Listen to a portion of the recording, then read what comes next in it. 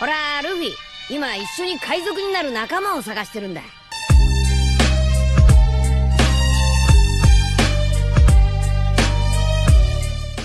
Hello guys, welcome to my channel The Wandering Zoro, your go-to destination for anime-related content. And if you're new here, don't forget to hit that subscribe button and turn on notifications so you never miss out on our latest videos. In today's video, we're going to be diving into Part 3 of the series What If Deku Had Unknow Adaptability Quirk? So be sure to stick around until the end, and let's get started. Izuku is in the nurse's office as Recovery Girl berated him for dragging out the fight for so long. She did hit him with her cane, but at this point, it just hit him losing all momentum even when she was using all of her strength, and caused a bit of strain as she now needed to hold up its weight. Izuku arrives at the stands during Kirishima and Bakugu's match, which boiled down to a battle of attrition. Momo asked Izuku a question. Midoriya, who do you think will win? It depends. If Kirishima can keep his quirk up long enough, then the match is his, but if I know Bakugu, he not want to back out of a fight. The match continued with Bakugu launching explosions at Kirishima, and it seems Hardening can't keep up and Bakugu moves on. He looked up to the stands and angrily eyes Izuku down. Izuku turns around to go to his next match, and finds that Ida is already gone. The two stand across from each other on the stage. Ready? Izuku nods. Yes. Then let the semifinals match begin. Recipro burst. Blue exhaust is emitted from Ida's calves as he goes to kick Midoriya in the head. Midoriya blocks it easily as when the kick landed, all the momentum the kick had was taken away as Ida is held by his raised leg. Midoriya punches to the side of his head, missing intentionally. His fist flies past his head as a shockwave burst out from the front of it, pushing the audience down into their seats and ruffling their hair and clothes. Midoriya lets go of Ida, letting him steady himself. Ida, do you wish to continue? I do. Then let the match continues. Ida gets into position and rushes Midoriya with a flurry of kicks, trying to find an angle to get a clean hit in. Each kick was blocked or dodged, and finally he gets a clean hit to his ribs, but that doesn't faze him. You seem to be forgetting something. My quirk. Ida's eyes widen in realization, and is punched in his side, which shoots off an air blast on his other side, which moved the clouds, wowing the audience. He backs off, coughing and nursing his wound. Reassessing the situation, he had uncaringly allowed his opponent to become immune to his attacks. What could he do now? Well, the thing that worked for Ibara. Push. So he ran at Midoriya with his hands out, trying to push him out of bounds, but he dodges at the last second, leading to Ida running off the stage and tripping onto the grass. Tenya Ida is out of bounds. Izuku Midoriya moves on to the final. Izuku goes to help Ida up. Hey man, you okay? I did hit you pretty hard. It's fine Midoriya, just give me a second. Ida walks to the nurse's office alone, holding his stomach, his walking becoming smothered as he walked. Seeing that he is fine, Izuku goes to the stands and sits to watch the next match. It goes about as expected, with someone empowered by darkness faces someone who can make light. The final round was upon them, as for the final time they stand before the crowd to fight. Is everyone ready for our final match? The crowd cheers in excitement. On one side, the one person who has faced impacts and attacks which would cripple many yet still stands up to the challenge. Our student representative, Izuku Midoriya. Cheers. And on the other, radiating the power of the sun from the palms of his hands, ready to blow away the competition, Katsuki Bakugu. Let's get this final showdown on the road. Are you two ready? Izuku nods while Bakugu grunts in agreement. Begin. Bakugu launches himself forward with an explosion and a right hook which Izuku takes on the chin, his head barely turning. Seeing this, Bakugu uses both hands to launch Izuku back off the arena. He takes a step back, so Bakugu tries again. He takes 2 steps, Bakugu hits harder. He takes a step and in half, Bakugu give it everything he's got. He takes 3 steps backward, Bakugu pants holding his arm and looked up to see Izuku. His shirt had burn holes still smoldering. Izuku rips the shirt off, letting it burn on the stage. Come on, you scared of hurting me? I know you've got more in you. Let's give the world a show. Bakugu was feeling the strain from overusing his quirk, so the both of them engaged in hand-to-hand and build up more sweat. Bakugu tried to outmaneuver him, but each attack was parried and countered. His body getting more and more bruised, and yet he persevered, kept getting up in belief that this would be the day he, the strongest of Aldera, would destroy this unbreakable wall of flesh. He gets up to sweep Midoriya off his feet. Izuku raises his leg and kicks him away. He goes to punch his side. Izuku grabs his arm and throws him over his shoulder. Turning around, he uses his explosions to blind and jump over him and blast his back. Izuku turns around into the blast and punches him in his stomach, sending him into the concrete near the edge. He gets up staggering, a little blood coming out of his mouth which was wiped away, and yet he readies himself for one final move. He blasts himself to the sky, and as he is falling uses explosions to blast himself down faster into a spiral. Howitzer impact. The pulled oxygen from the move pools in front of him, and he lets out an explosion so large it engulfed half of the stage. As he was reveling in the explosion, a burned arm flew out from the flames and grabbed onto his head and slammed him to the ground, dissipating the smoke and debris around them. Izuku's body had a bunch of 3rd to 4th degree burns that were quickly healing, causing some in the crowd to gag at the sight. Bakugu's head was in the center of a web of cracked concrete, and he was finally unconscious. Katsuki Bakugu is unconscious. Izuku Midoriya wins the sports festival. The crowd burst out in cheers and applause as Bakugu was carried out of the arena. Izuku stood fully healed, taking in the sight of the cheering crowd with a sense of awe. Izuku walks back into the stadium, absolutely stoked but a bit underwhelmed.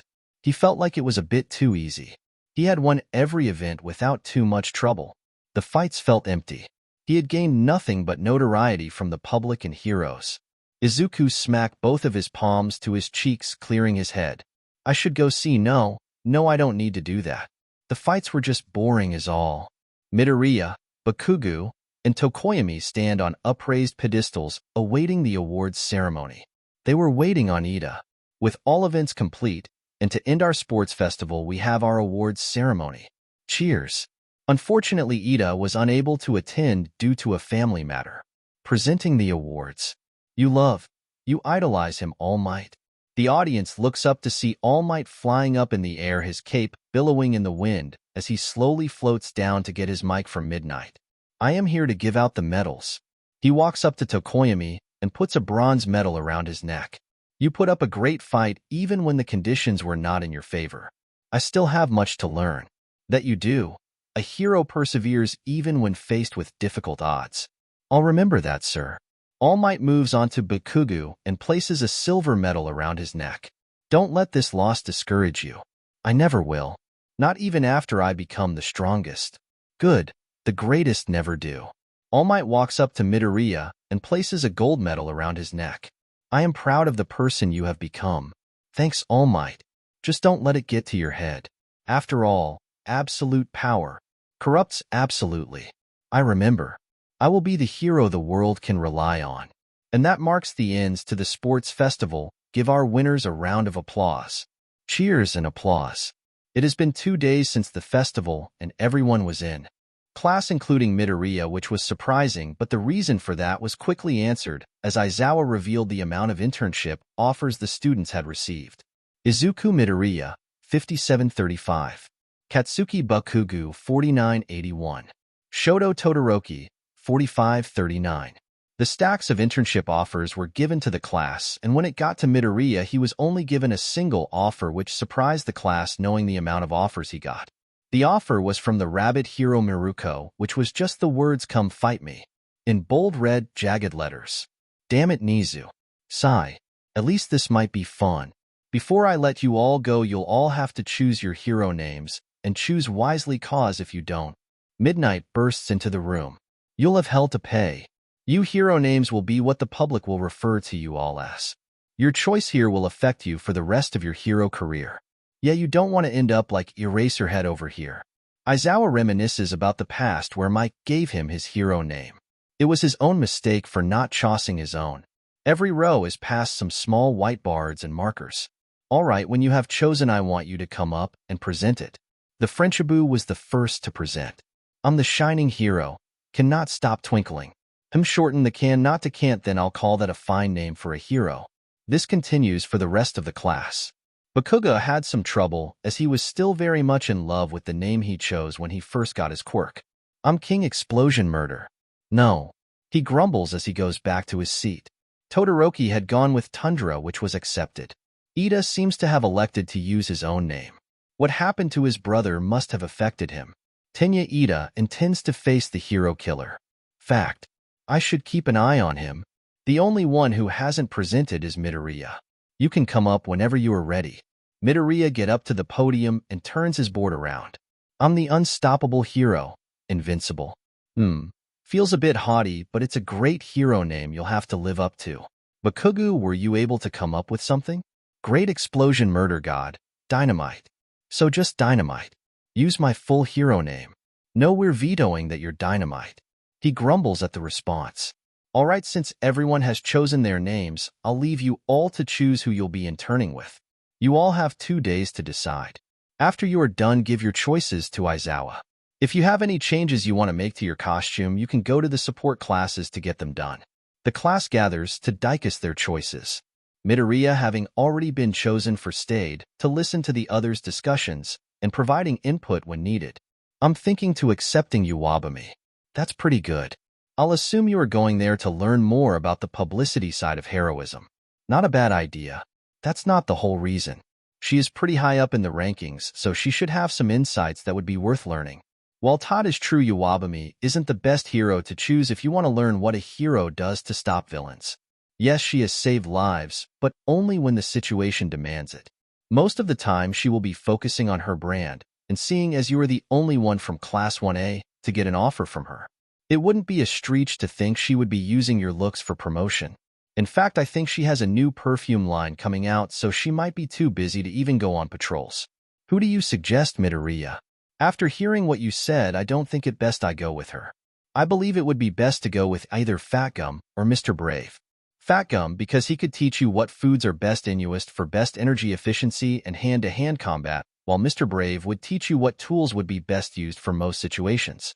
Whatever your choice will be, you can't go wrong with these two. Momo's cheeks flushed from the indirect compliment. Thanks for the suggestions, Midoriya. No problem. Ida, who are you going with? I'm thinking of accepting Manuel's offer. He manages a group of sidekicks, and I think I have much to learn from him. That's great. Ida, can we talk in private? Sure, Midoriya. Ida and Izuku walk out of class and into a quiet corner. Midoriya, I know what you're trying to do. I need to do this. I can't let what he did to my brother stand. I know that. I'm still telling you it's a stupid idea. Whether you finish him or he does it doesn't change what happened to your brother. I'm not stopping you from going, but think about what kind of hero you want to be. A hero who seeks retribution for past wrongs, or a hero who seeks to protect those they can see. What hero would Ingenium have wanted you to be? I can't just leave him to hurt others. Then pursue him, but do it smart. Get permission. Have backup. You have the class's numbers in case things go south. Call, and the might of class A will come craying down to those that wish to harm our class rep. Some of us might be near enough to make a difference, maybe even capture him. Ida remains silent, so Midoriya leaves him to stew. A few more days pass. The class is now waiting at the station for their ride to where they will be interning for the week. It was Ida's turn to leave. Hey, keep what I said in mind. I will, Midoriya. He leaves with a heavy heart and much to decide on. Izuku train arrives, and he sets off with a wave to his class. Izuku now finds himself at the door of an apartment. He knocked, and suddenly preemptive warning goes off as he catches a furry foot coming at his face. Hey, Miruko. Miruko answered with a big smile on her face. Hey, Kit, come on inside and get changed. Izuku goes inside. It was a little messy, a few weights on the floor, and some cake boxes folded in the trash can. The apartment was modest. It only seemed to allow 2 people to comfortably stay in. Izuku was led into a guest room where he changed into his hero costume. Follow me. Miruko led Midoriya to a clearing in a forest by the mountainside. There were already a few trees that were knocked down surrounding it. I guess this is where you train. Miruko was already above him, her leg primed and ready for her signature move. Luna Fall. Izuku doesn't move as he takes the hit on his shoulder. His costume ripped and his feet were slightly embedded into the ground. Miruko repositions and throws a kick to his side, which was grabbed, and he threw her into the tree line. She launches back over with a feral grin. Stop playing defensive and fight back. A flying kick is flying towards his face. He dodges to his side, allowing he to sail by as he punches down on her ribs, sending her into the dirt. Not giving her time to get up, he punched her chin, sending her back and into a tree, destroying it. Midoriya leaps towards her and punches to the side of her head, hitting the tree and destroying it along with the trees behind it, leaving a clear line to the bottom mountain with a crater in the side. Miruko dodges to the side and tries to kick Midoriya in the head, only for it to have no effect other than slightly tilting his head. Seeing this, she tried to find a blind spot to attack, but was stopped by Midoriya, who launched a shockwave to trip Miruko. Yes, more. The exchange of blows continues for the next few hours. Midoriya started to use her own moves against her, which only got her more excited, and by the end of it Miruko was panting and bruised but satisfied. She had never had to try so hard just to get a hit in that affected him, and Midoriya was just fine. His costume, the only casualty, thought it was still mending. He looked like he just had a light warm-up. That was a nice workout, kid. Half an hour rest, and we go patrolling. Yes, ma'am. A few days pass with Midoriya accompanying Miruko on her patrols. She let him resolve some of the encounters they had, one of them a drug bust. It happened in an alley between gangs. It was discreet, made in small amounts, but the duffel bag of cash was a bit too conspicuous considering the contraband brought. Midoriya and Miruko dropped down on both sides of the alley to pin the criminals in. As they closed in, the deal seemed to have soured as both sides were yelling about missing cash and product. Miruko got their attention first. So what do we have here? The two crooks look at the hero and decide to play it cool. Nothing, ma'am, just a little disagreement. Then why confront him here? Unless you wanted to do something. You just caught us at a bad time is all. We'll be out of your hair soon. You get the money and we're straight. Not until you get me my things. All right, next week. Before I let you gentlemen go, I'm going to need you to tell me what is it that is being bought. Effin' hero. The villain's arms turns into a large whip-like blade and slashes Miruko, who dodges while the other criminal makes a break for it, but turning around he is met with a fist, knocking him out. Potency increased. Energy reactor. Midoriya goes to help Miruko, but it seems she had it handled as the villain laid on the ground. Nice going, Invincible. Let's see what these guys got. Miruko opens the bag, revealing injection cartridges she recognized as Trigger. There were 10s of them, so they might have been planning something big. Trigger? The quirk drug? Must have cost them a pretty penny for this much. Guess we're keeping an eye out for bit. Let's hope they don't get antsy without their trump card. The drags were taken to the station, and they had to write a report on the villain and criminals they had captured. Invincible, tonight, we're going to be patrolling in Hosu. Intel has it that the hero killer has been sighted in the area. Meanwhile, Stain was on a roof of a building looking over the city of Hosu. He sees the bustling street filled with the ignorant. People blind to the evils conducted in the shadows. Newer heroes were getting stronger, especially that green-haired kid. A quirk he could never defeat alone. He could only hope that he was one of the good ones. The others are to be seen if they are worthy of the title of hero. So far he has found only one which fits the bill. All Might, the only true hero, not motivated by fame, nor by fortune, but the lives of the people. A murky sludge-like substance appears beside him. He backs away, his blades ready to cut down whatever approaches him. From the sludge appears a white-haired teenager with hands all over his body. As the sludge subsides, the boy sighs in relief as he takes off the hand from his face. Hello, Stain. I'm Tamura Shigaraki. What do you want from me? I need your help. Midoriya and Miruko were patrolling around Hosu when suddenly an explosion rang out as a raging flame can be seen in the middle of the city. The two of them nod to each other as they leap off to the scene. On the way, a white Nomu with 4 eyes rushes at Midoriya, trying to grab him. Midoriya gets to it first and gets a hold of its neck. Absorption and release taken. Muscle augmentation taken. Tongue web taken. Sleep. The Nomu fall unconscious, confusing Miruko, but she ignores it to get to the scene of the fire. The two of them arrive to a roaring blaze as heroes are trying to put it out while getting civilians out from the buildings. The normal hero manual was next to a broken fire hydrant directing the water to help quell the fire. Manual, where's Ida? He looks around and a tinge of anger and annoyance appears on his face. Izuku looked around with quirk sight and saw Ida about to face down the hero killer. That's all he needed to know as he turned to Miruko. Miruko, I need your permission to use my quirk. A classmate of mine might be doing something really stupid. Just go, whatever happens, make sure it's glorious. Miruko bounds away into the burning buildings to find civilians as Midoriya speeds away to Ida's location. Stain, you murder spree ends here in the name of Ingenium. Get the hell out of here, kid. I may not seek to hurt the children, but I will if they stand in the way of my cause. Ida lunges at Stain with a kick which is dodged. Ida steadies himself, and as he is about to stand up, his body suddenly seized up, locking him in place. You should have left when you had the chance. You come here in vengeance for a false idol, your brother. What is it in your twisted mind that make him unworthy? Why leave him alive if he was not just? Why let him suffer without his legs? Why should that matter to you, killer?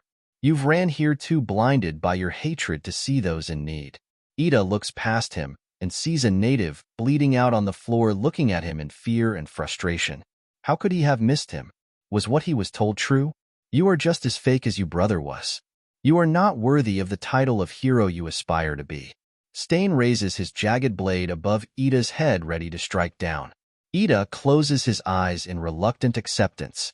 I'm sorry, Tensei.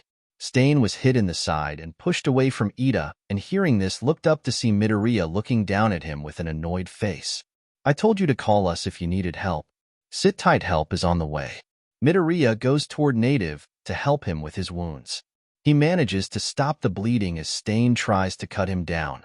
A loud clang rang out in the alley when Midoriya blocks the blow with his palm, sparks coming off from the slash. Stain backs away and looked at his chipped blade. I can assume you're the hero killer. Why are you here? Isn't it obvious to stop my idiot classmate from trying to live himself fighting someone he is not prepared for? Saving Native is the second reason. Then what of me? If you're willing to come quietly, then this end nice and easy, but I don't think you'll go down without a fight. Let's see what you're made of. Midoriya, he paralyzes you if he cuts you. Thanks for the heads up. Stain throws a few knives at Midoriya, who catches them and throws them right back at him. Stain deflects them and tries to slash at Midoriya. Each swing was deflected as Stain tries to find an opening. One of his swing make contact with Midoriya's side, but the results were the same, sparks from the hands. Stain backs off and lunges to Native, but this was thwarted as Midoriya grabbed him by the scarf and threw him back into a wall. Stain, this doesn't have to end with you bruised and unconscious. You can just come with me quietly. No need for all this pain. Why would you have sympathy for me? A killer. Even if you kill, you are still human. You still have the capacity to change. You still have sins you need to atone for. Please stand down. Stain lowers and sheaths his weapon. Maybe the future of heroes isn't lost without me.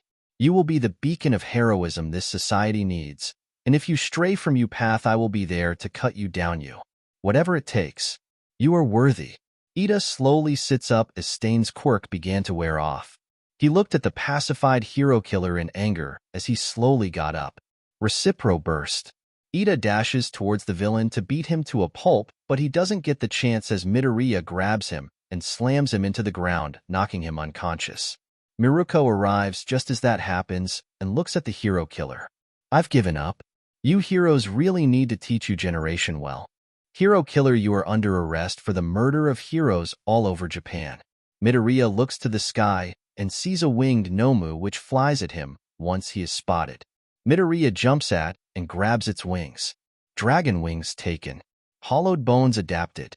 The both of them fall back to the ground and find themselves in the middle of a group of heroes who looks at the Nomu wearily. Don't worry, the runts got it. Miruko come out of the alley with Stain in tow along with Native, carrying an unconscious Ida. The paramedics are called to assist while the Nomu were carted off. Stain suddenly spotted Endeavor. You. Endeavor turns to him with a sneer. You fake. I know what you've done to your children. You and all the other fakes are the reason my cause is just. Shut up, villain. Why would anyone believe a word you say? They don't need to believe me. The world must know what kind of monster they worship. A monster who uses children. FO. Endeavor, angered, rushes towards him, his hands aflame, desiring to shut this villain up. His attack was halted by Midoriya, holding onto his flaming fist. Endeavor tries to pull away, but Midoriya's grip held firm. You should be more aware of your surroundings, sir. Endeavor looks around to see civilians with their phones up and recording the whole confrontation.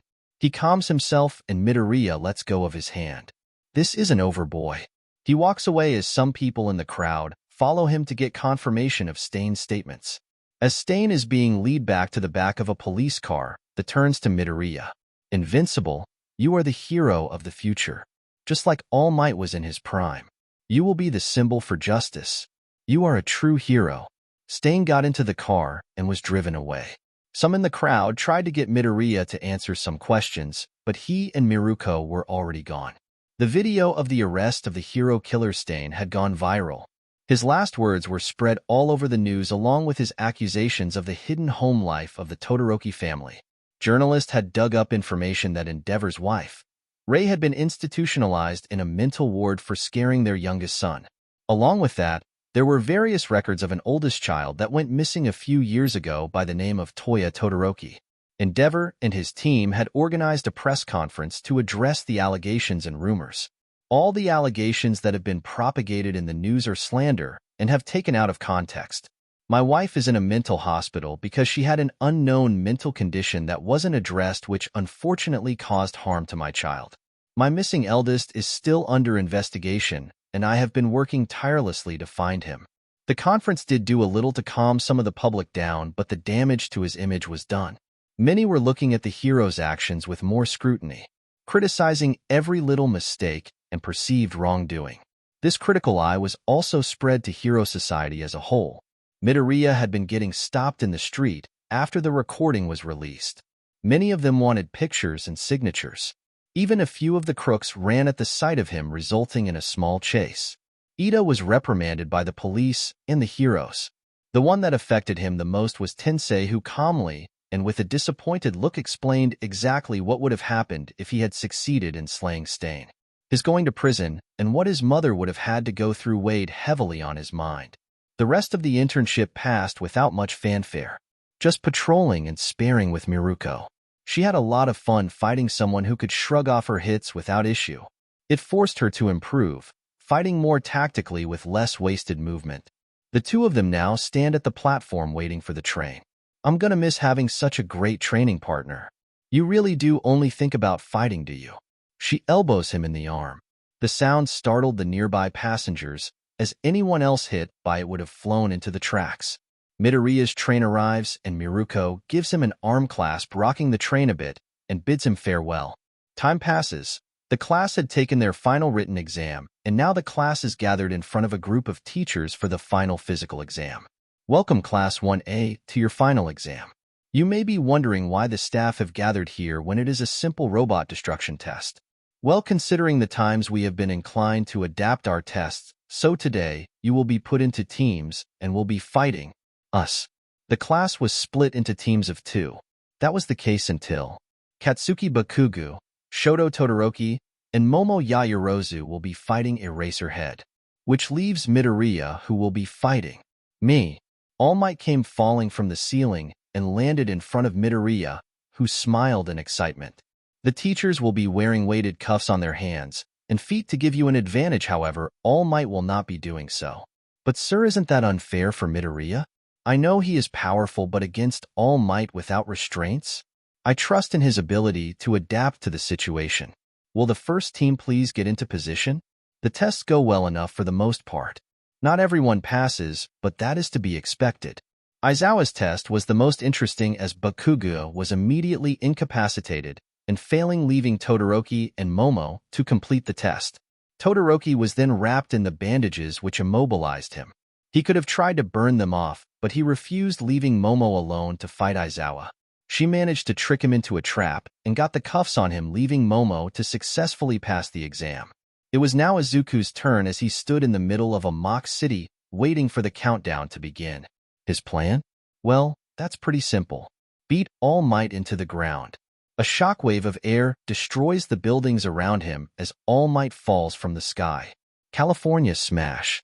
The wind pressure blew around the strike as Izuku blocked it with his palm, but the blow pushed him to bend his knees slightly and embedded his calves in the tarmac.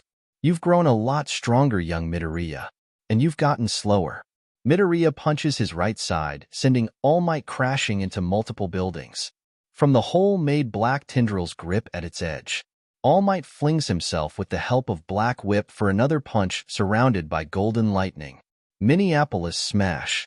Midoriya tried to block it, but was sent back against a wall, not damaging it, but as his legs were in the road, the skin ripped off and quickly healed. But you have new moves. With their powers, how could I not adapt? Midoriya, turning his arms into a tendril, copies his move, which All Might dodges, so he hooks around a post and kicks All Might in his side, sending him back a few steps. A trickle of blood leaks from his lips, which he quickly brushes away and continues the fight. The class in the observation room watched in awe as All Might was fighting with all that he's got to restrain and defeat Midoriya, but with every hit he deals, he takes one back, and it looks like he is getting slower. They may have wanted everyone to pass, but seeing All Might lose was not what they were expecting. After taking another punch to the face, All Might stops and takes a knee. Smoke billowed around his body, obscuring the cameras. In a last-ditch effort, he wraps Midoriya in his black whips, restraining him. Midoriya tried to bust his way out, but he couldn't, so he used muscle augmentation to boost his strength and broke out. Seeing this, All Might decides to end it in one shot.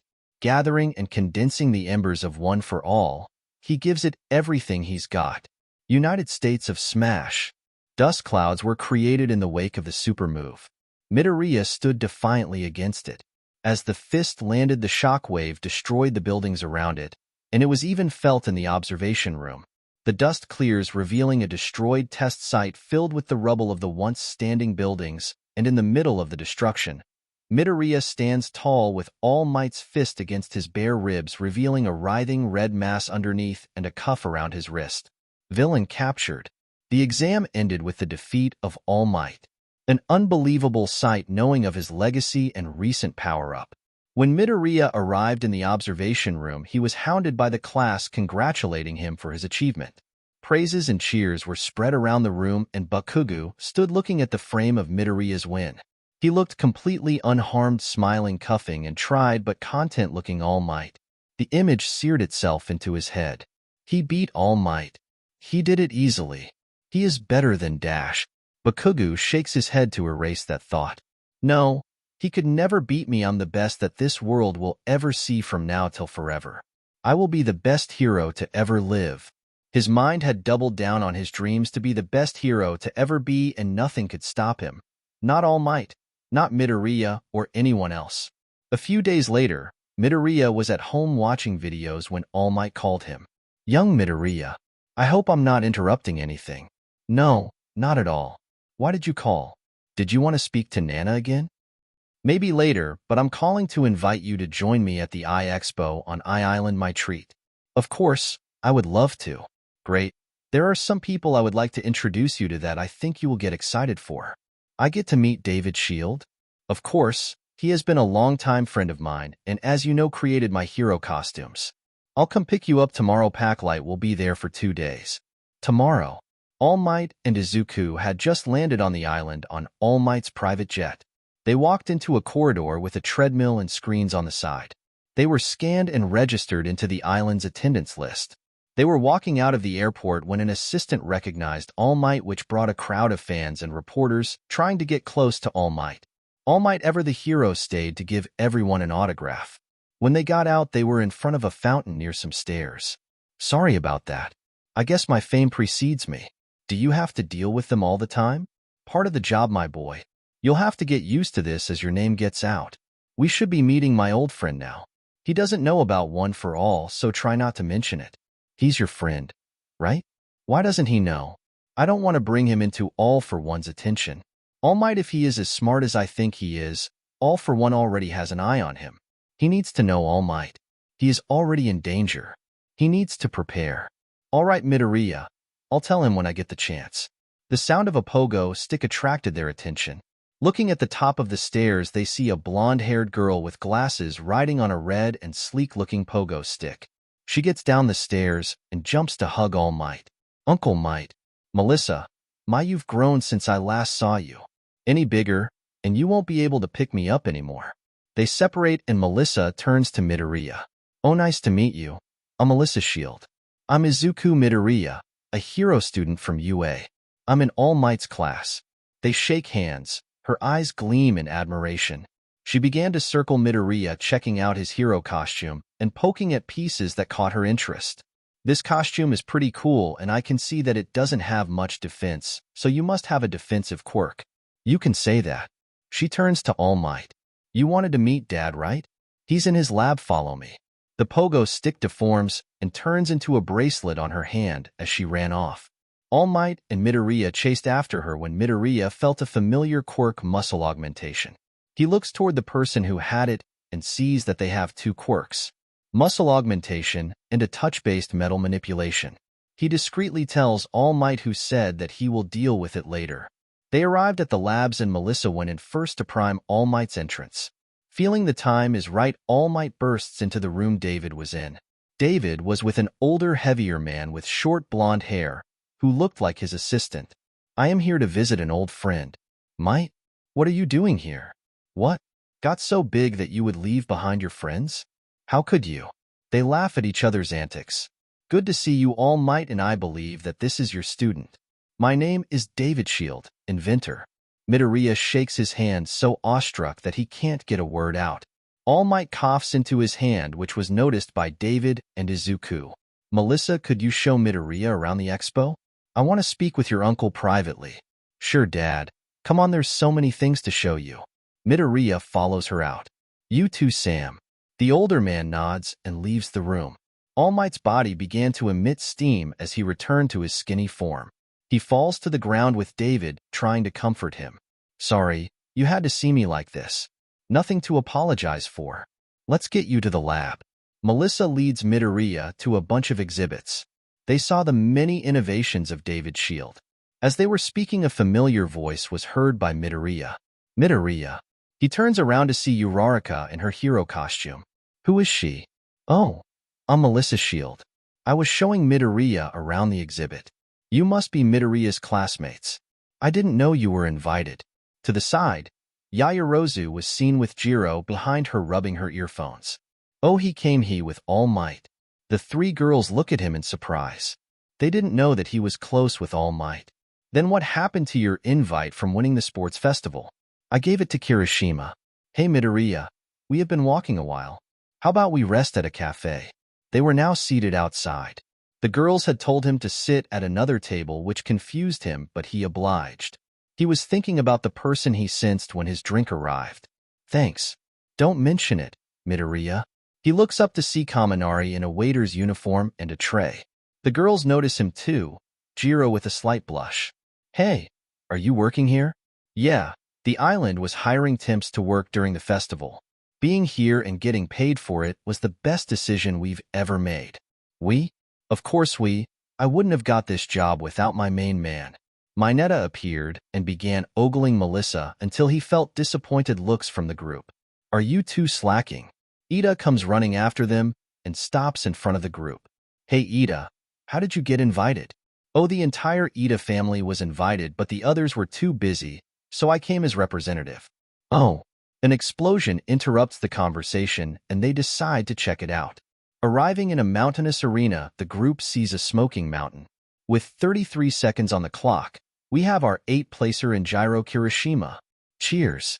And a new challenger approaches. Ready, go. An explosion rings out as Bakugo uses his quirk to quickly dispatch the robots, getting a time of 11 seconds, taking first place. He turns around to the cheering onlookers and sees Midoriya. He flies himself up to the railings right in front of him. How the hell did you get here? Plane. Hey, since you guys are here, do you want to try this out? As if any of these losers would beat my score. Midoriya jumped down on the starting circle. Looks like we've got ourselves a new challenger. Let's see how he does. Midoriya jumps up high into the air and using all of his fingers flicks in the general direction of the mountain. And with an unbelievable time of 2 seconds, we have our new first placer. Cheer. Let me try again, I can definitely beat that. I was giving everyone else a chance. Bakugo yelled while being held back by Kitashima and Ida. Suddenly the sound of ice makes them look back to the mountain to see it covered in ice. With 13 seconds, and today's second placer. Shoto Todoroki. Still not good enough. Bakugo explodes off the stands. Ice freak. How dare you? Why the hell are you even here? To show off. Everyone else is here and Endeavor didn't want to come. Ida comes running at them. Stop divulging UA's secrets. In a dark room, All Might is being scanned in a pod with David looking at the results. The scan completes and All Might gets up. This is bad. Your quirk is nearly gone. It wasn't this bad after your fight. David, there is something you must know of my quirk. With a worried face, he replies. What is it? Don't tell me you don't have your strength anymore. No, it's not that. I've been hiding the true nature of my quirk for too long now. You need to know. I'm glad you're willing to tell me. What brought this on? My student Midoriya had convinced me to tell you. Are there any listening devices in this room? No, it's completely soundproof. Okay, my quirk is called One for All. It stockpiles power, which would explain some of the drop-off, but not to this extent. But that's not all it is. This quirk has been passed down through the generations for one purpose, the defeat of All for One. Passed down? You don't mean. Yes, One for All was not my quirk. It was given to me by Nana Shimura, the 7th holder. Then what quirk did you have before? I was quirkless. So this power could be from the first instance of quirks. It was. It was the melding of two quirks that made One for All. The ability to stockpile power and to give. These two quirks are the basis of One for All. Then the quirk awakening you had was the quirks of the previous holders. You have already given away the quirk, haven't you? Even before the fight, your quirk levels were already down. Is it Midoriya?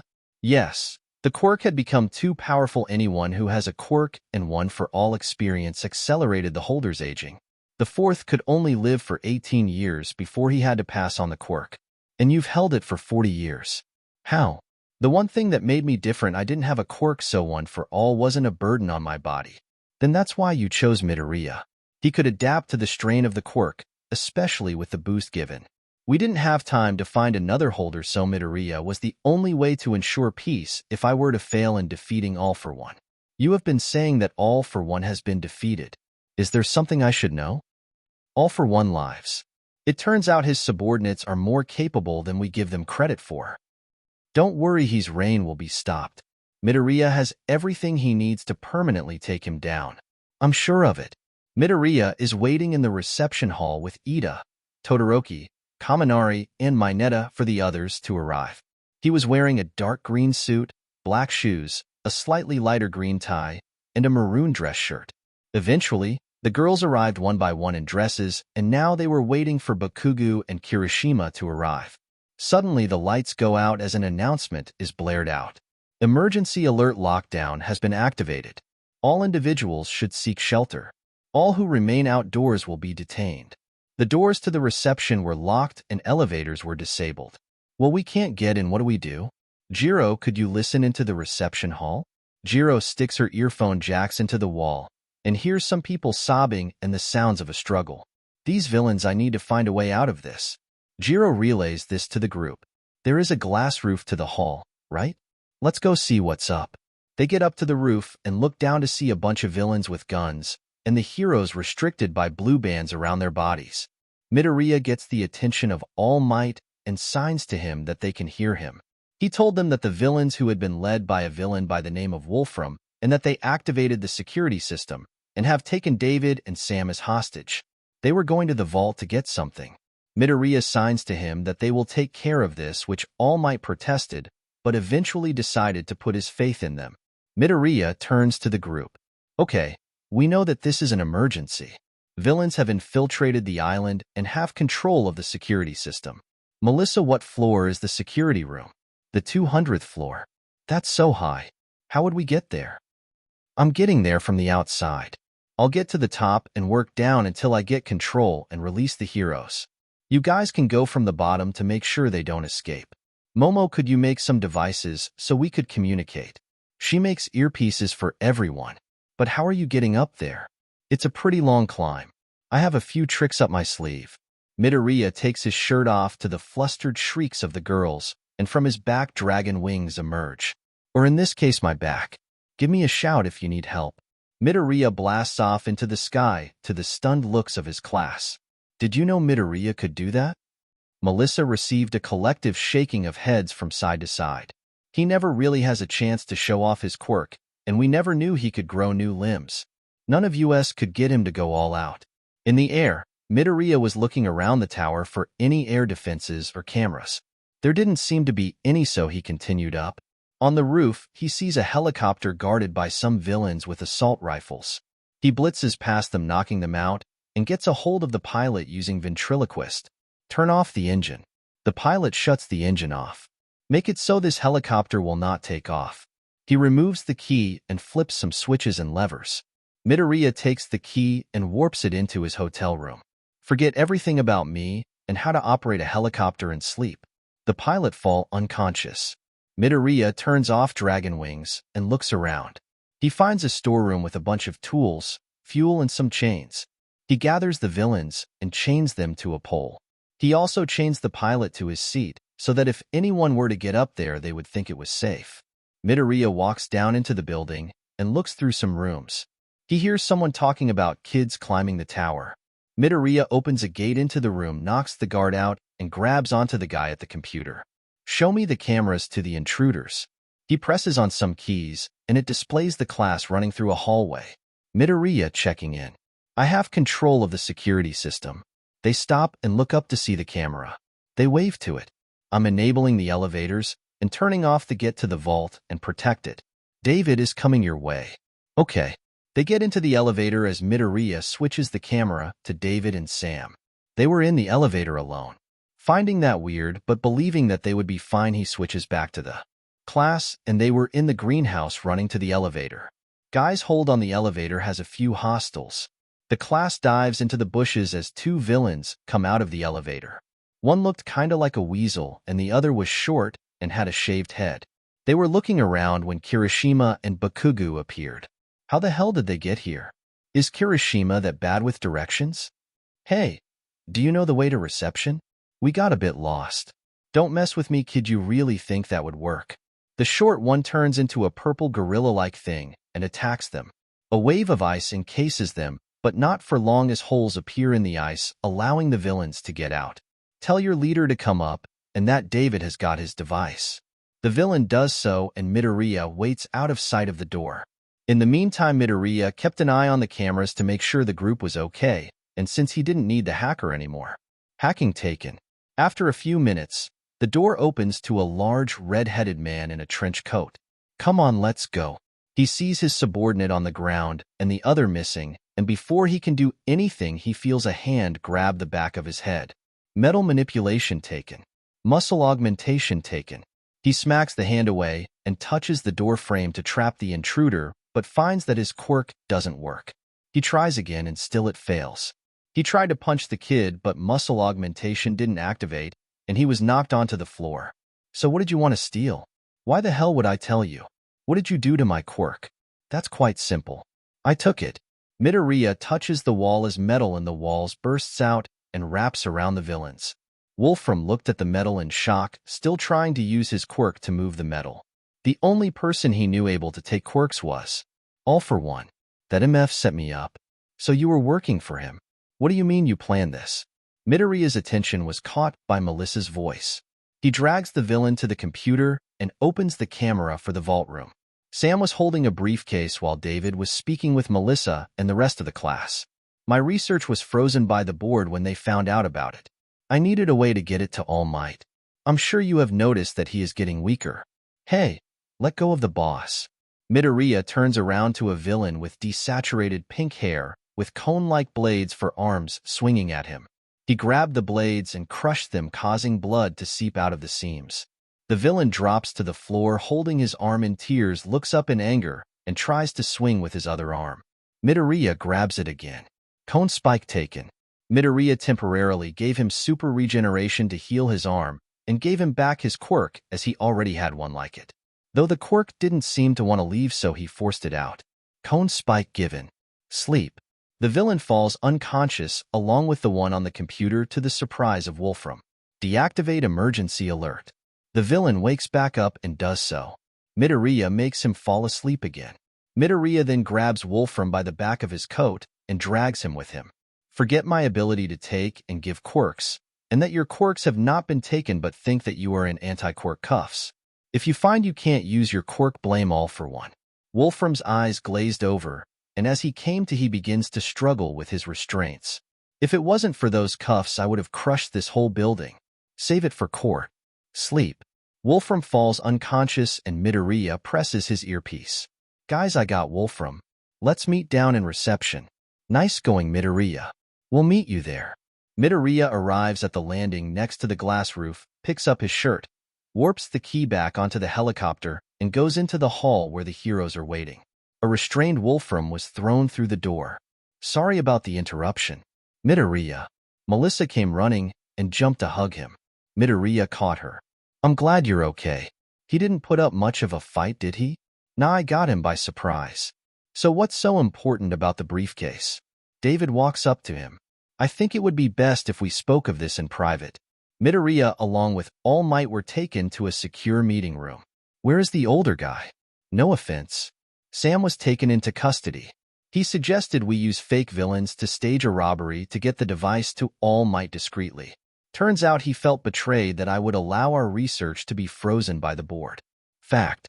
What was the device for? It must be pretty powerful to be able to get All Might back into his prime. David opens the briefcase, revealing a crab-like device. It was a quirk amplifier similar to the ones on the black market, but this one didn't have any drawbacks.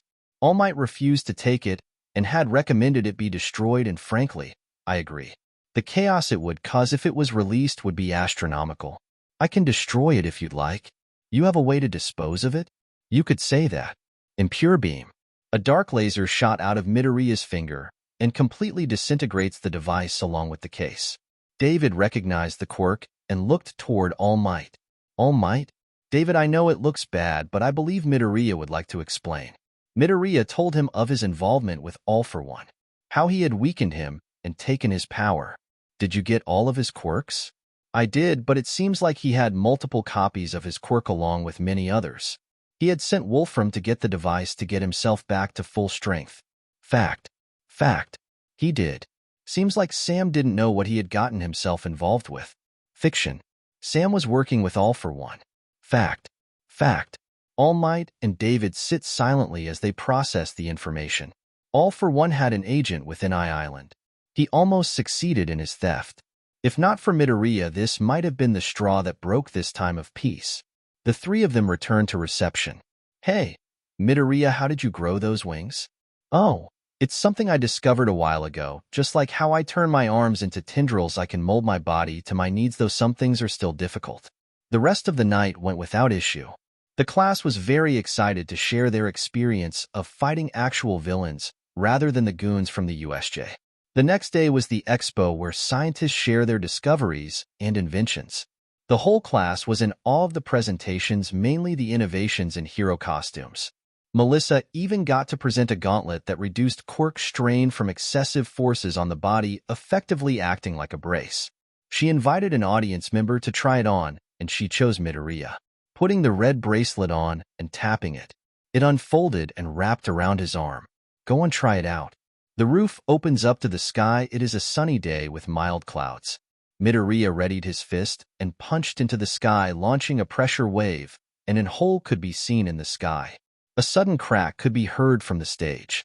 When the audience looked over, the gauntlet was cracked, and Melissa explained that it was a prototype, and it was estimated that it could have survived 3 of All Might's blows in his prime. Many in the audience were interested in investing in the project and planned to contact her. The expo ended as a resounding success, even with the interruption. When the class had returned from their trip, Aizawa announced that the summer camp that they would be having was in a few days, and that everyone was going, though those who failed will be having extra lessons during the camp. The class had decided to go on a group shopping trip to prepare for the camp. Midoriya joined to buy some extra clothes, as they tend to get destroyed whenever he trains. While they did come as a group, they decided it would be faster if they split off to buy whatever they needed. Midoriya was at a booth in a fast food place, waiting for the class to gather. He felt a familiar quirk get near him. An exact copy of Decay. Hey, mind if I sit here? He sits before hearing a response. I'm planning to attack your summer camp. And you're telling me this? I plan to ambush All for One. I just need to have a way for you to be there to up my chances. You want me to defeat All for One? No, I want you to make it so that he will never rise again. I know you have the original All for One. You could completely remove any threat that he would pose. The more important thing is that I need you to get close to the doctor. This doctor got a name? Dr. Kyudai Garaki. He might have different aliases. He's a bald old man with weird goggles and a bushy mustache. Dr. Kyudai Garaki is Dr. Tsubasa. Fact. He might be. Did you know him? He was the doctor I want to know if my quirk manifested. Where is he now? I don't know. He keeps his location secret. I only meet him underground using the warping quirk All for One has. I need you for the plan, so are you in? I take it that I can't tell anyone. No, it would be too risky. All for One has eyes everywhere, even in UA. Fact. Whose eyes has he bought? I'm not sure, but he is getting his intel somewhere. It wasn't that detailed, so I think it's around the student level, mainly about your class. That's why I knew about your trip here. Alright then, guess I'm in. You'll know what to do when it's time. We need to make it as believable as possible, so there will be a few elites that will be raiding your camp. Try not to hurt them too badly. How about any Noma? There will be a couple dozen. Why? That will be where I will be captured. Okay, then we got a plan. Midoriya? He looks over Shimura's shoulder to see Uraraka with a confused look on her face. He waves to her as he signals to get Shimura to leave. Tenko gets up. Anyway, it was nice talking to you, but I've got to go. See you later, Midoriya. You too, Shimura. Hey, Midoriya, was that your friend? Yeah, it's been a long time since we've seen each other, so he wanted to catch up. You came just as he was leaving. Eventually, everyone gathered, and knowing that no one was missing, they left the mall and went their separate ways. The day of the summer camp came as everyone boarded the bus, and we were taken into the mountains. Along the way, everyone was speaking excitedly of the things they might do at the camp. Suddenly, the bus stopped at the side of the mountain. Rest stop. Everyone got out of the bus and took a breath of the fresh forest air. Lock on with these sparkling gazes. Stingingly cute and cat-like. Wild pussycats. The hero group was in their iconic pose, along with a little boy. Welcome, students. I hope you've had a nice trip out. You have stopped here for a reason. A challenge, you could say. You all are to get to the camp on foot as fast as possible. You have 3 hours. Some of the class figured out what was going to happen and tried to run back into the buses, but before they could move, the ground under them gave way, causing them to fall into the forest below. Midoriya, having taken the fall in stride, helped some of them up. Teflon-like skin adapted. Electricity resistance adapted. Acid resistance adapted. Potency increased. Teflon-like skin. By the way, we own this whole forest, so go wild. Pixie Bob told them from the road they came from. The class now knew they had full permission to use their quirk to get to the camp. Bakugo blasted into the air, while Todoroki rode on his ice toward the camp, leaving the class behind. Midoriya took off his shirt, revealing his hero costume underneath. Wow, Midoriya, didn't think you were so prepared. Well, if you are Nizu's student, anything can happen. 2 wings burst out of his back, surprising those who hadn't seen it. Curse you, Midoriya, when did you learn you could do that? I got this figured out a while ago. Just didn't see the need to use it. Now, anyone want to hitch a ride? I'm still flying back here to see what the pussycats have prepared for us. None of them took the offer. Then preemptive warning activated. A large brown wolf was about to lunge at Jiro from behind. Midoriya flies over and blocks the wolf with his wing, launching it into a tree and destroying it. Looks like we've got golems to contend with. Let's get moving. Midoriya stood at the front, leading their way through the forest, batting away any threat that came his way. Kirishima, Sato, Shuji, and Tenya protect the group from the flanks and the side. After some encounters, Midoriya flies into the sky to check their progress and make sure that they are going the right way. After 4 hours, they make it to camp, and somehow Bakugo and Todoroki are behind them. The class minus Midoriya looked haggard and tired from the trip. Well done, class. You got here faster than we expected. What? How you said we should have gotten her in 3 hours. Oh, that would be the time us pussycats would get, and considering this is your first time through, you all did very well. Especially Midoriya, who led most of you through, while making sure you all were going the right way. Bakugo, Todoroki, you both shouldn't just leave your comrades to fend for themselves. Midoriya noticed a boy in the back with a red cap that had 2 gold spikes. Who's the kid? Oh, that's my nephew Kota. Kota, say hi. The boy scoffs. Hey there, I'm Izuku Midoriya. Kota tries to punch Midoriya below the belt, but his fist is caught. I don't need to meet some hero nobodies. Kota storms off. Mandalay apologized for his attitude and said to excuse him. Pick up your luggage and come on in. Dinner will be ready soon. The class got their things and got them situated in their rooms and went out to see a dazzling dinner prepared by Tiger and Ragdoll. After the dinner, they were told that there was a hot spring separated by gender. The guys sat in the water talking mainly about how Bakugo and Todoroki were slower than the whole group. Mainly Bakugo, explained that they were slowed down by a bunch of mud monsters that kept coming. Mineta's ear was on the dividing wall. Heaven is so close. Just behind this wall lies paradise. Mineta, it is unbecoming for a hero to do such acts. But don't you dream of seeing the other side? Well, you can keep dreaming, 'cause I will not let my dreams be dreams. Mineta began sticking his quirk onto the wall and climbing up the wall. Midoriya, seeing that Kota was up there, wasn't as worried as Ida, who was frantically reprimanding and stealing him to come down. As Mineta was about to get to the top, a wooden mallet hammered him in the head, causing him to fall. He was caught by Midoriya using his tendrils, so he didn't need to get out of the water. Kota then turned around as the girls thanked him. He faints from the sight and falls onto the girl's side, but before he can get too far, a tendril catches him and pulls him back to the boy's side. Midoriya gets out of the water to check up on Kota. I'm going to get him to Mandalay. Midoriya leaves and finds Mandalay in the hallway. Midoriya? What happened? Mineta tried to climb the dividing wall, and Kota stopped him, but Kota then looked over at the girl's side, passed out, and fell off the wall. Mandalay takes Kota and brings him to his room. Midoriya waits outside until she comes out. I'm sorry if I sound insensitive, but why doesn't Kota like heroes? Do you know of the water hose duo? Midoriya's eyes widened.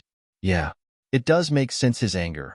Being told that the death of his parents was noble, and it is what they should have done. That should have never happened. When Kota was left to me, I didn't know how to raise a kid, but no matter what I do, he hasn't been willing to change his mind. So I thank you, Midoriya, for helping him. No problem. After all, that's what everyone would do. Midoriya went to the shared boys' room where the rest of the boys had just gotten back. Hey Midoriya, how was Kota? He's fine, just saw too much on the girl's side. That lucky brat. Mineta. The boys turned to see Aizawa in the doorway. You will be having private classes with Tiger during the extra classes the others will have. Have a good night. Tomorrow will be a day to remember. They decide to pack in for the night and go to bed early, as they don't want to face whatever punishment is in store if they are to be late. In the middle of the night, Midoriya was woken up by the balcony door sliding. He cracks his eyes slightly and sees Aoyama going out of sight. Midoriya gets up quietly, creeps close to the door, and sees him on the phone. Yeah, we're in the mountains of the Beast Forest in Nagano training with the Pussycats. Yeah, Class 1A and 1B are here. Only our homeroom teachers. Yeah, I'm having a great time here. Oh, okay then, bye mom. Aoyama is leaking information to all for one. Fact. Hey, Aoyama, was that your parents? Why, yeah, they just wanted to know how I was. Did I wake you up? Sorry about that. It's weird hearing you talk without the French accent. Aoyama's eyes widened, and he looked down. Midoriya places his hand on Aoyama's shoulder. No adaptations. He should have one considering his drawbacks. Or not, because he does have them. Hey, don't worry about it, man. You wanted a fresh start, right? I won't tell anyone. Let's get back to sleep. Then, merci Midoriya. Sleep. Aoyama falls asleep in Midoriya's arms. He takes him back inside, puts him to bed, and walks back outside, careful not to wake anyone. Aoyama was given naval laser by all for one. Fact. Aoyama is aware he is feeding information to villains. Fiction. Aoyama is suspicious that he is giving intel to villains. Fact. Aoyama feels guilty for leading the class into danger. Fact. Aoyama knows that he got his quirk from all for one. Fiction. With the information, it seems that Aoyama is an unwilling participant in all for one's plans. I should call Nizu. Midoriya wakes up bright and early and goes for a nice light jog around the facility. When he got back, Aizawa had just gotten up and was drinking a coffee. He looked at Midoriya with an impressed look. Morning, sensei. Morning, Midoriya. Did you go for a run? Yeah, it helps me think. Is anyone else up? Your classmates are still asleep. Don't wake them up. Aizawa continues down the hallway. Around half an hour before the meeting time, people started to wake up and do their morning routine. They found Midoriya sitting on the sofa in the lounge, looking at something on his phone. He was already in the school gym uniform ready for today's training. The time had come, and class wanted to meet in a clearing outside the facility. Now that everyone is here, while you all have trained your stamina and strategic thinking, this camp is to increase the output or improve your move set. Aizawa tosses Bakugo a baseball. Throw that ball. Bakugo runs in place, works up a sweat, and throws the baseball as he did during the first day. 1.104 kilometers. The class was shocked by the result. They had been training for months now, but to see so little improvement was a little disheartening. Quirks need to be pushed to the limit to improve. Let's get to it. Midoriya was paired up with Tiger. He was with him as his quirk works by getting hit by blows which negate his adaptations, but even Tiger was unable to do too much damage. So they switched to combat training, which was mostly just finding new moves. They exchanged blows until one of Midoriya's blows was reflected at him. This was something even Tiger didn't know, so Midoriya helped him get the technique down. Once he was able to reflect all of the blows, Midoriya began hitting harder and faster. Each hit reflected was increasing his resistances. Eventually, Tiger got tired as using the new move was quite straining to his quirk and body. Class 1B had just arrived to see 1A's training in full swing. Sounds of explosions and ice crackles throughout. The class was training their quirks in unfavorable conditions to push themselves to the limit. They then looked over to Midoriya and saw him punching faster than they could comprehend at Tiger, who was redirecting the blows back onto Midoriya. Sir, there doesn't seem to be enough people to keep their attention on us. Don't worry about the pussycats, have quirks that work in an area of effect, so they are more than capable of keeping an eye on you all. Tiger pauses and tells Izuku to take a break. Everyone who has a physical enhancement type quirk should come to me. I'll push you to tip-top shape. Itsuka Kendo, Jiroda Shishida, Tetsu, Hiryu Rin, and Nito Monoma decide to go with Tiger. That's quite a few. Midoriya, if you wouldn't mind, could you help them with their fighting styles? No problem, sir. So who wants to go first? I would love to fight the strongest of Class 1A. A blonde smug-looking boy walked up to Midoriya. Monoma, if I remember correctly, you can copy quirks. Yeah. He touches Midoriya's arm. Potency increased. Quirk factor mimicry. Copier detected. Mild malicious intent detected. Weakened physical variant given to copier. Midoriya punches him in his chest, knocking Monoma back. Monoma smiles as he tries to punch back. His attempt was thwarted as grabbed and Midoriya punched him in the same spot, but it didn't do as much damage. This goes on for the next 10 minutes as Monoma is in constant contact with Midoriya. Monoma, we should stop. Why, it was just getting good. Your quirk has a time limit, right? I want to know what will happen when it runs out. What's scared you might have made me stronger. It's better if you did, cause the alternative is not pretty. Oh, and what horrible outcome will befall me. You might just die on the spot. This silences Monoma and everyone who hears them. What do you mean? My quirk mutates your body to better withstand damage to it. Currently, I don't have organs I don't currently use. Midoriya turns his arm into the red tendrils. I've suffered so much damage my body had decided that individual organs were too much of a liability. My body is made of these tendrils here, and a very dense skeleton. Then, it was just a theory. You haven't had the quirk as long as me, so you might feel a bit of discomfort. Realistically, at worst, you would feel weak as the resistances you developed leave your body. Monoma waits the agonizing 5 minutes for the quirk to expire and suddenly falls to his hands and feet as blood begins to leak out of his mouth and dry around his lips. The other Class B students want to check up on him, but he pushed them away. He slowly got up. Pant, I am not touching you again. I wouldn't force you to. Of course, I could make you a living bracelet so my quirk would never turn off, but that would give you another weakness. There is no need for that. I do not want to experience what it would have felt like if I kept it for longer. So anyone else wants to spar? I'd like to if you don't mind. The rest of the spars went pretty well, all things considered. To cap off the training, Tiger recommends the students fight Midoriya as a group. Monoma went around to find some ranged quirks as he did not want to risk touching Midoriya. Hey, I want to try something. They nodded in agreement and Midoriya took his shirt off. Closing his eyes, he activates Multiplier, and 4 tendrils sprout from his back and form into arms, hitting his 6 fists together, causing small shockwaves. Come on, I want to try these out. The 5 students spread out to surround Midoriya, and together they strike. Kendo, Tetsu, and Shishida rush in to fight him up close, while Monoma and Hiryu hang back and fire ranged attacks when they get the opportunity. Shishida get the first hit as he slammed his hand down on Midoriya, but the blow was blocked, and he was punched back. The next was Tetsu as he came from the side to try and get into his blind spot. His fist makes contact, making a metallic clang, but results had left much to be desired.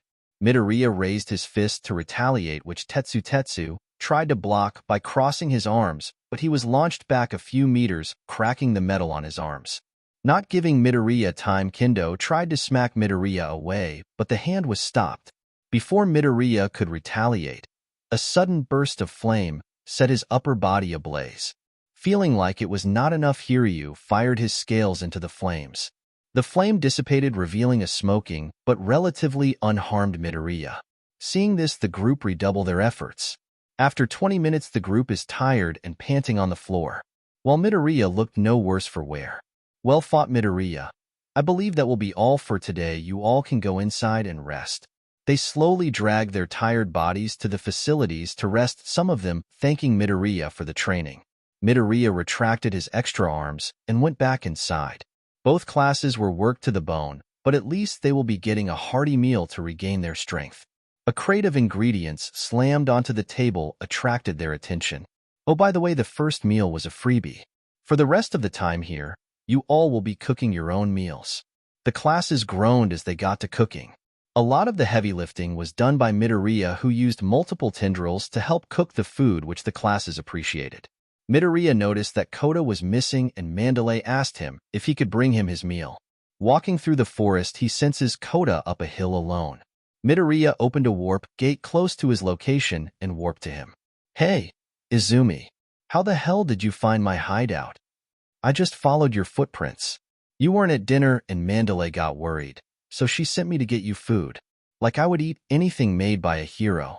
Even if you hate heroes, you can't deny what your body wants. Growl. Then just leave it here and go away. You don't need to see me eating it. All right, I'll leave.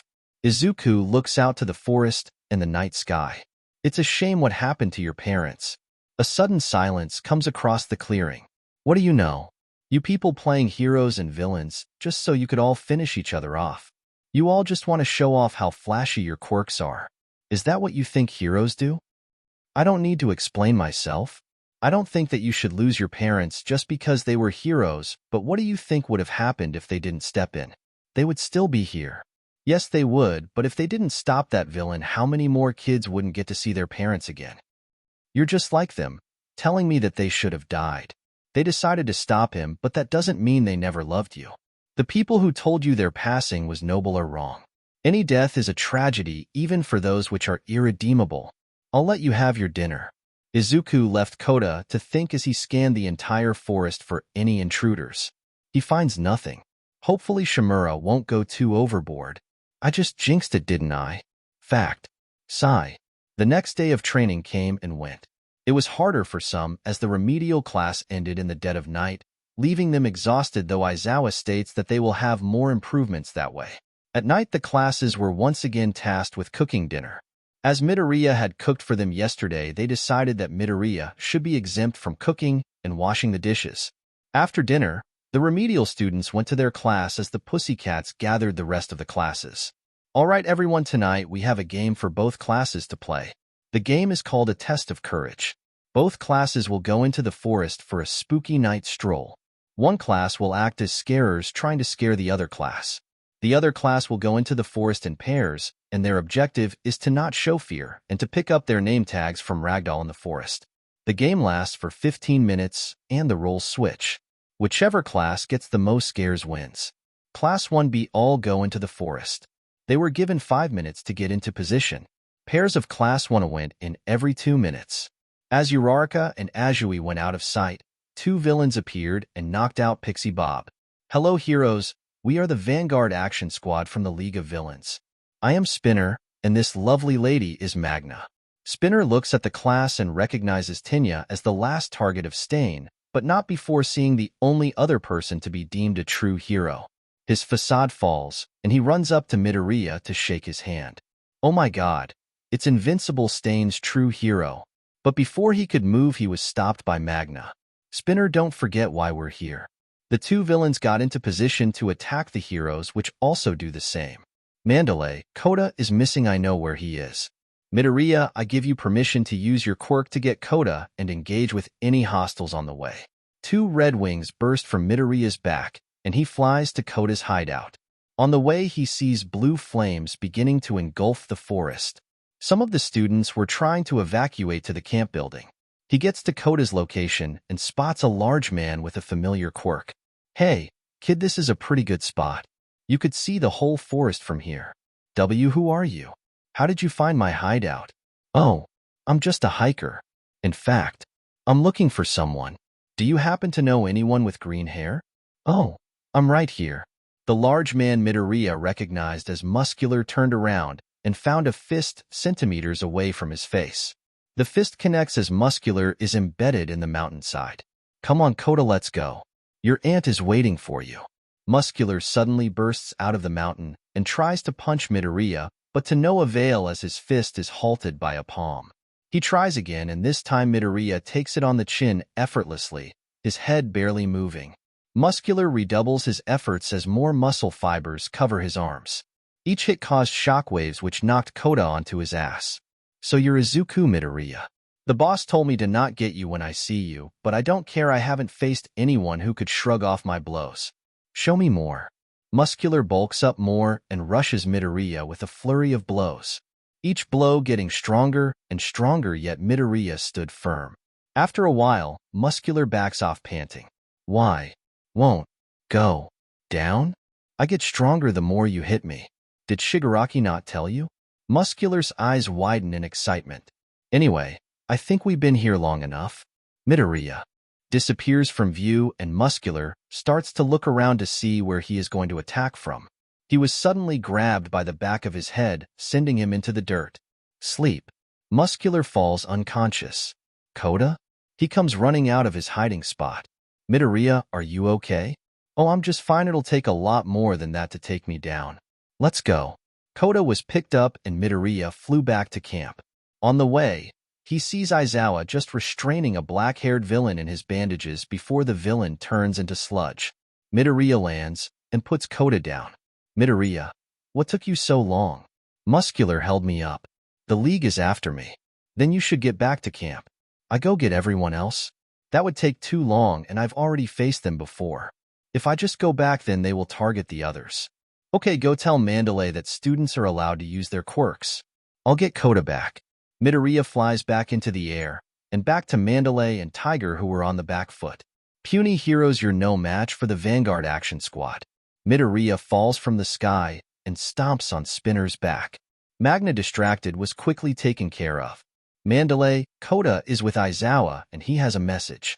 All students are allowed to use their quirks under his name to escape the villains. Mandalay broadcasts the message to the students still in the forest.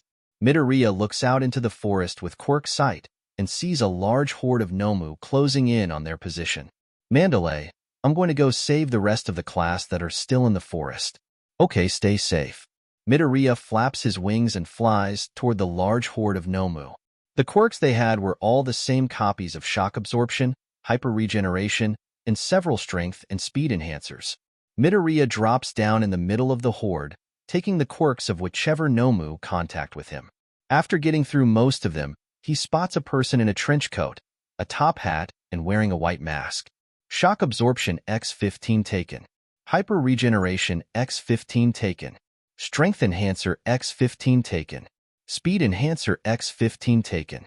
Hello, my name is Compress. I believe I would be your ride for your kidnapping. Well, with a quirk like yours, I would expect nothing less. Let's get this over with. Did they give you cuffs? Yep. Midoriya places the cuffs around his neck and walks up to Compress. Compress places his hand on his shoulder. Ready? Midoriya looks behind him and sees Aoyama looking at him. Midoriya mouths that it's part of the plan and is turned into a blue marble. Aoyama saw Midoriya willingly get captured by the League. He hid back behind his bush as the villain turned around. Once the villain was gone, he tried to go back to the camp, wondering why Midoriya mouthed that it was part of the plan, but luck seemed to have abandoned him as he found himself once again hiding near the villain's meeting spot. "You got the kid." "Of course." "Good." Shigaraki takes out a radio. "Package secure. We're getting out of here." Suddenly, Compress and Shigaraki spat out black sludge and disappeared into the air. The Vanguard Action Squad appeared back into the bar, coughing out the remaining sludge out of their throats. "Man, that does not get easier. Tell me about it. I didn't sign up to be filled with sludge." "Shut up, all of you. Show me our prisoner." Compress takes out a blue marble and taps on it twice. Midoriya pops right out asleep on the floor. "You've done well, Tamura. Bring the boy to the doctor." Anomu picked Midoriya up and warped with him to meet Dr. Garaki. Midoriya was placed on an examination table as the doctor took a look at his body. The doctor was holding Izuku's arms when suddenly he was grabbed. "Quiet." The doctor's eyes cloud over. "Tell me, where is All for One?"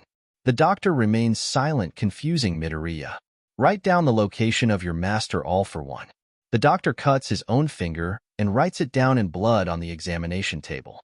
Memorizing it, he makes another command. "Show me how you get to All for One." The doctor claps 3 times, and a small Nomu with 2 legs and sneakers walks up to him. It had a copy of the warping quirk All for One had. Midoriya grabs it and crushes it while taking its quirk. Another Nomu also follows it. It looked like a small Pac-Man cat thing.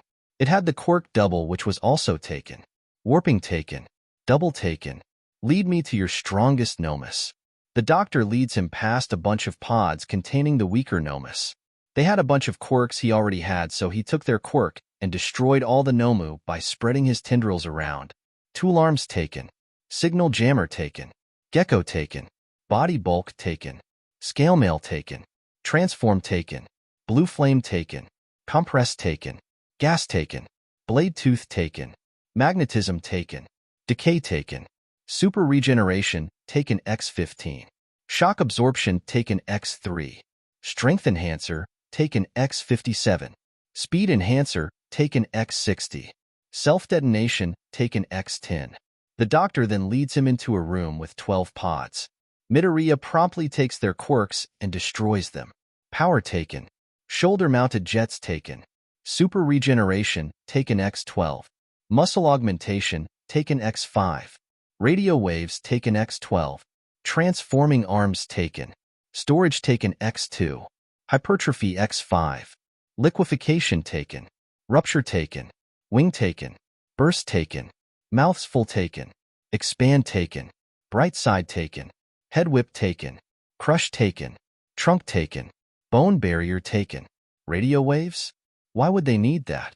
Unless Midoriya uses the quirk to command one of the Nomu to teleport in front of him. A black ooze appears in front of him. He tells it to jump, and it does so. Now, knowing that this was how the Nomu were controlled, he took the Nomu's quirk and destroyed it with an impure beam. All for One taken. Midoriya walks back to the examination room, and suddenly the TV comes on. "Doctor, are the samples collected?" Midoriya, thinking quickly, shoves a tendril down the doctor's throat, gets a mold of his vocal cords, and copies their shape. "Yes, master, but it will take a while to get any results." "Good. Send the boy back with Tamura. He may see reason yet." "Yes, master." The TV turns off. Midoriya waits a few minutes before he speaks to be sure he was not listening in. "You will dream and believe that you have a sample of my flesh to study. You will find great results that are unknown to you and are unusable in your research. You will stay asleep for the next few days. Nothing will wake you up during that time." The doctor fell unconscious, and Midoriya got onto the doctor's computer and used hacking to transfer all the files onto Nizu's spare system. Before he left, he implanted a small piece of himself in the doctor's frontal lobe. Once that is done, he gets into position and warps back into the bar, falling on the couch, faking unconsciousness. He was carried to a different room. "Hey, Midoriya, you can get up now." Midoriya opens his eyes to the entirety of the Vanguard Action Squad, though Muscular was missing. "So what did the doctor, do?" "Nothing at all. I was able to destroy all the Nomu in the lab, and I got the system transferred to someone I trust." "What about the doctor? Wouldn't he blow our cover?" He will be asleep for the next few days. If anything goes wrong, then I have a little surprise that will blow his mind. So what do we do now? We wait until the heroes show up. You play poker? Midoriya spent the next few hours hanging out in the bar. Shimura was more than content to watch the TV. Spinner, Compress, Twice, Magna, Dabi, Toga, and Midoriya were sitting around the table playing poker. Toga had been trying and failing to stab Midoriya to try and see his beautiful blood, but Midoriya ignored it and kept playing. Chameleon skin adapted. Potency increased. Quirk factor mimicry. Hey, Midoriya, you should check out the news. On the TV was Nizu along with Aizawa and Vlad King, who were having a press conference. They apologized for failing to protect the students. How can we trust that an incident like this will not happen again? You've already made promises during the last conference. What makes you confident you will be able to deliver now? Unfortunately, I am unable to provide full details of the efforts we are making as it endangers our student, but on my name, we are doing what we can to ensure that an incident like this will not happen again. There were reports that the students were allowed to participate in the subduing a villain, but this has directly resulted in the capture of one of your students. Any comments? Aizawa answers. I had given them permission on the assumption that the situation could have been handled by them and to allow them to better escape the villains and to avoid the worst-case scenario of a fatality. With the capture of Invincible, how can we be sure that the villains will not use him to attack the public? We do not know what they are capable of, and seeing the monsters used during the assault, the public fears that he will turn on us. Nizu responds. The heroes and police are currently doing everything they can to locate the kidnapped student. Personally, I think that had made a big mistake in choosing Invincible to be taken. Knock, knock. Pizza delivery. Oh, the pizza is here / we didn't order pizza. The door bursted open and branches came out of the smoke and restrained the villains, leaving Midoriya alone. You are fine now. Why? 'Cause I am here. Midoriya, I hope they didn't do anything to you. Oh, I'm fine, but Tenko and the others have been great to hang out with. What the hell are you talking about, kid? You'll find out later. All Might get to Kamino Ward as fast as possible. He is there, and he will put lives in danger. All Might burst out of the ceiling into the sky and flew away with a shockwave. Let's get you home. Don't bother, he will pick us up. So black sludge came out of his mouth along with the other members of the Vanguard Action Squad, teleporting away to the surprise of the heroes. Before they left, Nomu began to appear in the bar. So, this was the end of part 3 of this series. Stay tuned for next part of this series, and if you like this video, don't forget to like, share, and subscribe to our channel. Until next time.